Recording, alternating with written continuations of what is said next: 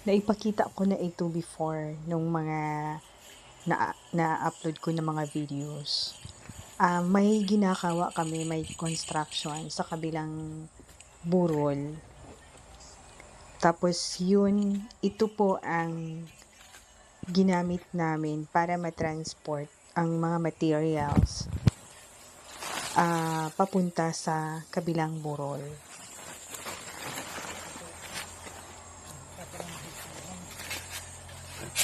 Kasi ginawan ng mas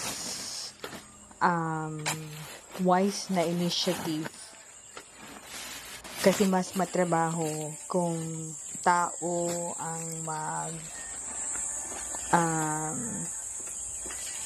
maghahakot ng mga materyales sa kabilang burol, sa kabilang bulubundukin. So, ito po ang ginawa. Meron muton yun sa term, sa local term namin, na maliit na parang nagrurol yan sa lubid. Yan, papunta yan sa kabilang bulubundukin. At hihilahin yan doon sa kabilang bundok. Yan po ang naisipan namin mas easiest na way sa pagtransport ng mga materials. At babalik na naman ulit yan sa isang bulubundukin. Yan, lang siya, back and forth. May tao sa kabilang bulubundukin para mag-feed ng mga materials. Tapos sa kabilang bulubundukin, may mga tao din na maghihila at mag-unload ng materials. Yan. Yan talaga. Next na video ko, abangan nyo itong mga friendships kasi panghuhulaan ko po sa inyo kung ano yung ginawa namin sa kabilang bulubundukin, sa kabilang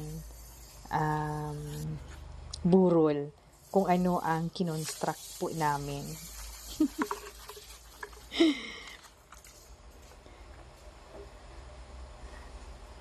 Ayan, nakaka-enjoy kasi na-enjoy lang din nila yung way ng pag-transport.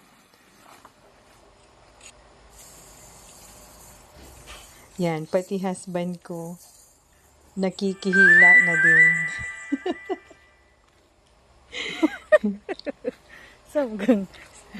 Parang naglalaro lang sila. Ayan. Pero ngayon, natapos na namin yung construction ng structure. Yan. Abangan niyo mga friendships kasi pahuhulaan ko. Thank you. Bye-bye. Hello! Bisitahin po natin ang trabaho doon sa kabilang bundok. Ito yung pinapakita ko noon nung nag-upload ako ng video. Yung pagtransport ng materials ay dinaan po sa isang pulley na may malaking lubid para hindi na ang mga tao ang magbubuhat ng mga materials. So, ito na yung trabaho. Yung kung makikita nyo, yan. Yan yun doon sa kabilang bundok. Ito yung mga workers, papauwi na sila.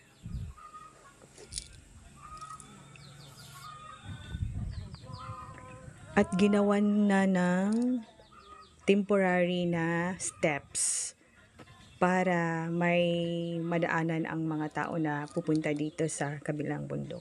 Yan. At kung ano ang ginawa dito, kung ano ang trinabaho at kinonstruct dito ay makikita nyo ngayon.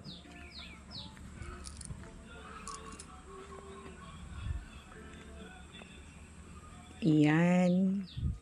Ito yung constructed structures. Structure lang pala kasi isa lang. May mga snake plant na tinanim natin para naman maging may art naman or para sa landscaping naman. Ito.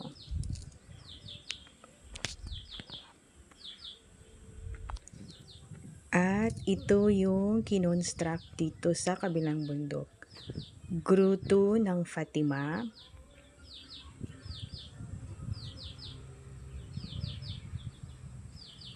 Ayan. Pasintabi po sa mga hindi kagaya namin ng relihiyon. Sorry po.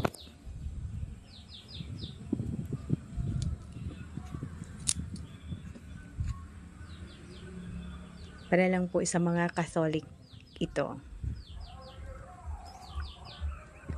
Yan.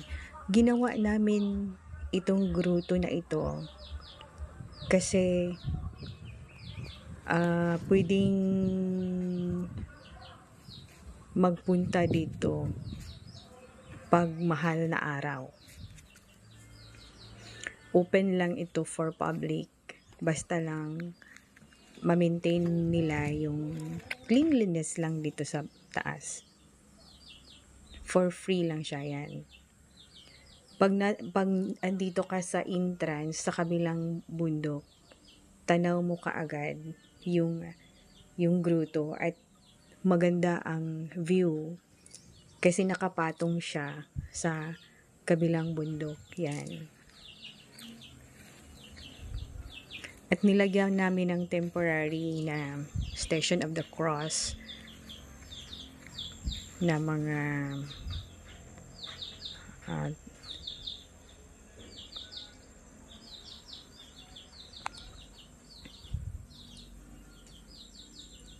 yan, mga pictures lang muna ng Station of the Cross.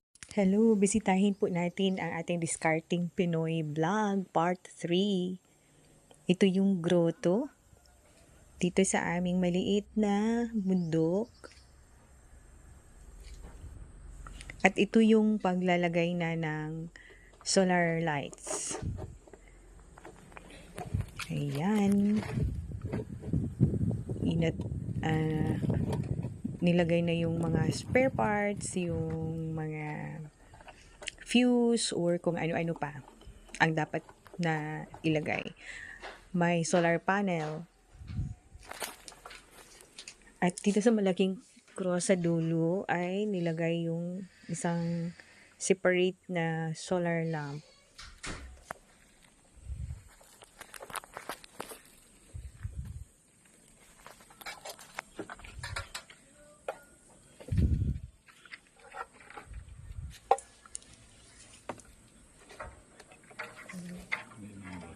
At may mini water pump po tayo.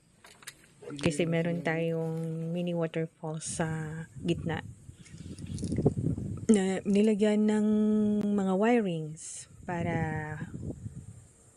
aabot sa mga poste. Nagkalat kasi ang mga poste sa harap ng grotto para maging maliwanag paggabi.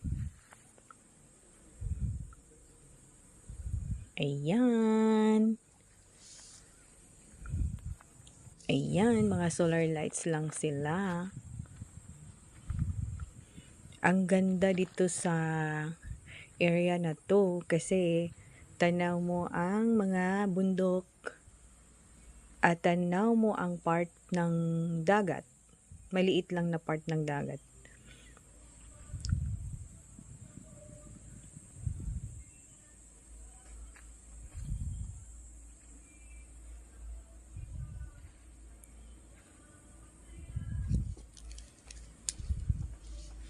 Iyan. May mga poste, daming poste na may mga bulbs. Tapos ito yung mini waterfalls, ilalagay dyan maglagyan niya ng water. Yan lang po. Thank you.